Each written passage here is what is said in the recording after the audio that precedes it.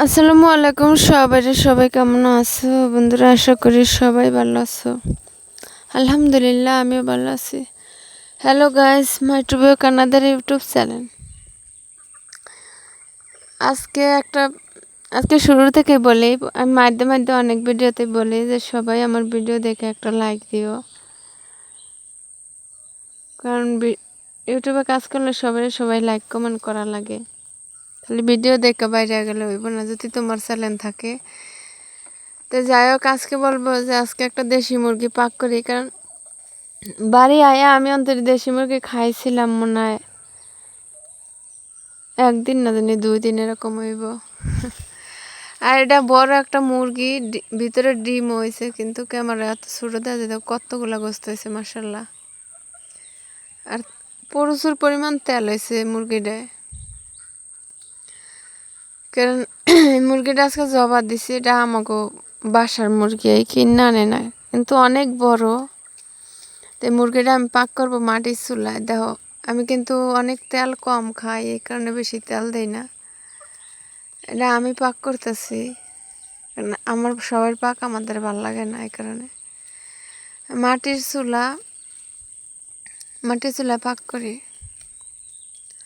দেশ গ্রামে আমাকে এলাকায় দেশে সবাই বেশিরভাগ 100 মধ্যে 99 জনের বেশি মাটির চুলা পাক করে। এত গ্যাসের চুলায় কম পাক করে, মানে গ্যাস অপচয় করে কম, বুঝছো? আমাকেও গ্যাস আছে ঘরে, কিন্তু আমরা গ্যাসে পাক করি না, মাটিতে পাক করে। পাকটা আমি করব, কিন্তু মুরগির পাক করাটা সেই টেস্ট হয়েছে, সেই মজা। মুরগির ফাইনাল লুকটা দেখলে বুঝতে পারবা যে কেমন পাক হয়েছে। আমি মুরগিটা কষাইছি, একটু পানি দেই না, পুরো 1 ঘন্টার মতো কষাইছি। কষাইতে এরপর যে কালে মুরগিটা সিদ্ধ হয়ে আইছে, এরপর আলু দিয়া দিছি, আলু কষায় এরপর হলো যা মুরগি দিছি। এটা মুরগিতে যতটুকু পানি বেরিয়েছে আর তেলে বাজছি, মানে কষাইছি এরকম। আমি পানি দিয়া কষাই না, আমি গোস্ত কি যে কোনো জিনিস কি পানি কম দিই, মানে হলে গোস্তর টেস্টটা বাড়ে। আর দেশের মানুষ তো কি করে, পাক বহানের আগেই কতরি পেঁয়াজটা আইলেই কতটুকু পানি দেয়, এরপর আদা রসুন দেয়, এরপর মরিচের ফাঁকি দেয়, এরকম করে দেশের মানুষ। আমি এরকম পাক করি না। দেখো কালারটা দেখবো, খালি সেই কালার।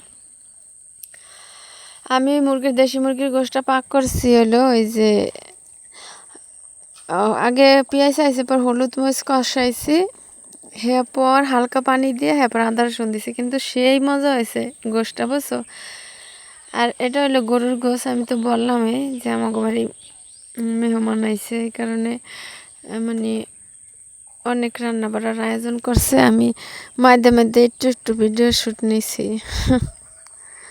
অত নিতে পারি না, অত করার সময় হয় না আমার, এই কারণে। গরুর গোশের বাংলাদেশে প্রচুর পরিমাণ দাম, 680 টাকা আমাকে ওইদিকে বাজারে গরুর গোশ। তোমাকে ওদিকে কেয়ার বাজারে কত আমি জানি না, কারণ আমাকে এই জায়গায় 680 টাকা গরুর গোস্তের কেজি। গোস্তটিও একদম ফ্রেশ, খুব সুন্দর গোস্ত। দেখো তেলও আছে, মানে গোস্তই একবার রানের গোস্ত। আর এগুলো আছে মুরগির গোশ, ধুয়া ইয়া করে রাখছে, মানে চালনে, যেটা চালনি বলে বা চালন বলে, ওইটা সেইকা রাখছে। কারণ দেশের মানুষ না, হেরা গোস্তের প্রচুর পরিমাণ ধোয়, বিশ্বাস করো। এলে আমার মাল লাগে, আমার চিল্লা গেছে যে গোস্ত এরকম ধুই বকা, মানে এত ধুইলে গোস্তর কি স্বাদ থাকে, এটা আমি বলি আমার মারে। কারণ এত ধোয়া ধোয় গোস্ত বইলা শেষ করা যাবে না। ধুইতে সাদা বানালে গোস্তের, বুঝছো? আর আমরা তো যখন বাইরে ছিলাম 1-2টা ধোয়া দিয়েছি, আবার অনেক সময় ধোয়া দেয় না, যা এটা সত্যি কথা। অনেক সময় ধোয়া দেয় না, ধোয়া ছাড়াই রান্না করছি। কারণ বাংলাদেশের মানুষ তো হেরা অল্প ধোয়ায় কোনো জিনিস খাইতে পারে না,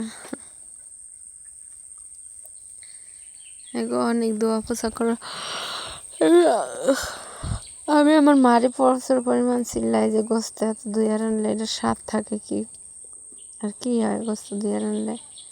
আর এটা দেখো এই গরুর গোস্তটি সব রান্না করছে বড় একটা পাতিলায়, মানে কি ধুমা উড়তে আছে। এই কষাইনা গোস্ত দিয়ে ভাত খাইলে সেই স্বাদ লাগে আর সেই মজা। আর গরুর গোস্ত বললা কথা,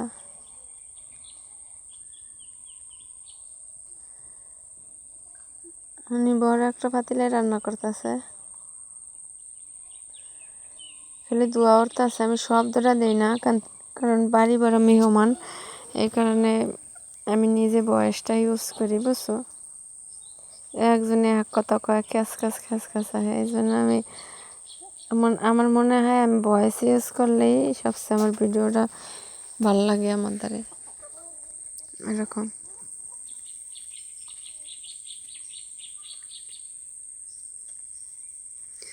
এইভাবে কষাই না গোস কিন্তু সেই মজা লাগে কিন্তু। আর এগুলি হয়েছে মুরগির গোস ফ্রাই করতেছে,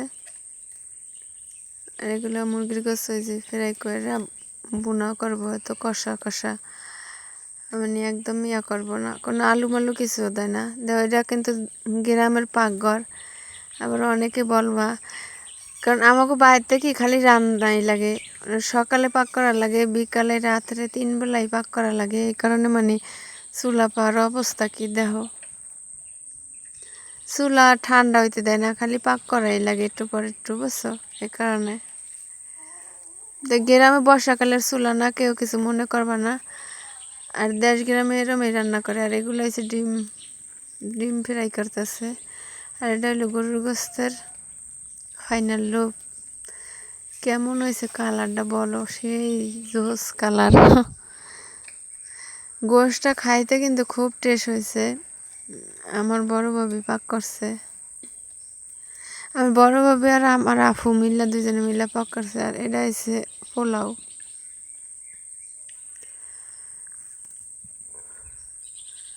পোলাও করলা ভাজি।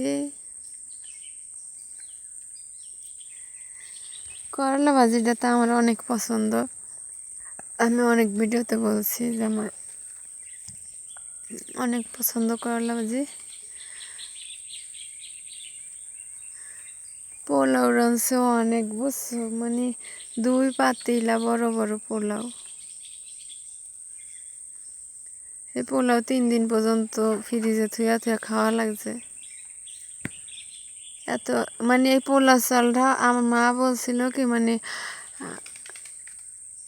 মানে চাউলটা কমায় দিবা, আমি বলছি যে না বেশি করে দিতে। আমি অত অনুমান জানি না চাউলের, এই কারণে একদম বিশাল বড় একটা পাতিলা করে পোলাও রান্না করতেছে। আর গরমের দিন না, মানুষ খায়া তো ইয়া করতে পারে না পোলাও ভাত।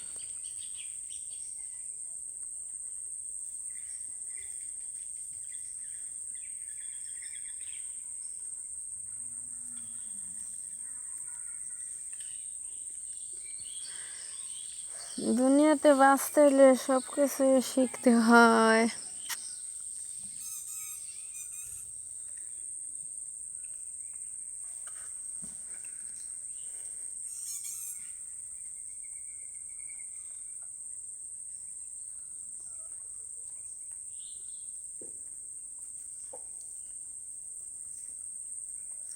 এটা পোলাও ভিতর পানি মাপা দিতে আছে, মানে পরিমাণ মতো কতটা লাগবে। হ্যাঁ,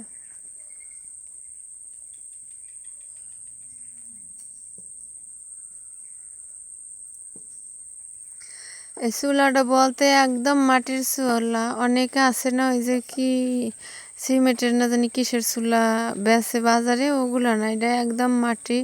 এই কারণে মানে নতুন চুলা তো ফাইটটা ফাইটটা ইয়া হইতে আছে। আর এগুলো হলো পাতা লাঠি চলা, যে যে বলো। সবাই ভালো থাকবা, সুস্থ থাকবা, আল্লাহ হাফেজ।